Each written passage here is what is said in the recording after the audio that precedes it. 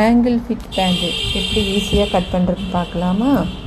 Actually பார்த்தீங்கன்னா first full length எடுத்துக்கோங்க. Full லென்த்துலேருந்து 3 inches extra வச்சுக்கோங்க.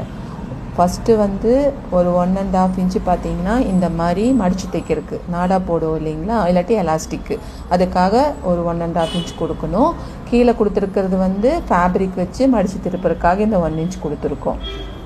அதுக்கு மேலே கொடுக்க வேண்டாங்க ஆங்கிள் ஃபிட்டுக்கு. ஆங்கிள் ஃபிட் பேண்ட்டு பார்த்தீங்கன்னா நார்மல் பேண்ட்டு மாதிரி லென்த்தியாக இருக்காது. நம்ம கொலுசு போடுவோம் இல்லையா, அதுலேருந்து கொஞ்சம் கூட மேலே தான் இருக்கும். அதுக்கப்புறம் சீட்டு பகுதி பார்த்தீங்கன்னா மினிமம் குண்டாக இருந்தாங்கன்னா 15 வைப்போம். அவங்க ஹிப் சைஸை பொறுத்து 13, 14, 15 அவங்க ஹிப் சைஸ் பொறுத்து வச்சுக்குவோம். கர்வியாக கொஞ்சம் கட் பண்ணிக்குவோம். இப்போ 2 லைன் போட்டிருப்போம், எக்ஸ்ட்ரா லைனு, எக்ஸாக்ட் லைனு அப்படின்ட்டு.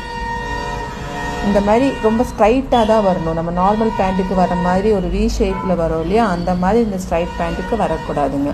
பிக்சரில் தெரிகிற மாதிரி ஸ்ட்ரைட்டாக தான் வரணுங்க. இப்போ அந்த எக்ஸ்ட்ரா லைனை கட் பண்ணணுங்க. இது மேக்ஸிமம் இங்கே கீழே பார்த்தோம்னா நம்ம ஒரு 7 inches எல்லாம் வைப்போங்க. அதுக்கு மேலே வேண்டாம், 7+1 வச்சா சரியாக இருக்கும். அதுக்கப்புறம் ஓப்பன் கேட்டிருக்காங்க, அதனால ஒரு 1 inch மட்டும் கட் பண்ணி விட்டுக்கிறோம் ஆப்போசிட் சைடு. இந்த மாதிரி ரொம்ப லூஸியாக கேட்டாங்கன்னா நம்ம அதுக்கு தகுந்த மாதிரி வச்சுக்கலாங்க. இந்த மாதிரி ஒரு ஃபேப்ரிக் 3 inches எடுத்துகிட்டு இதை அட்டாச் பண்ணிக்கணும். உள்ளுக்குள்ளே போகிற மாதிரி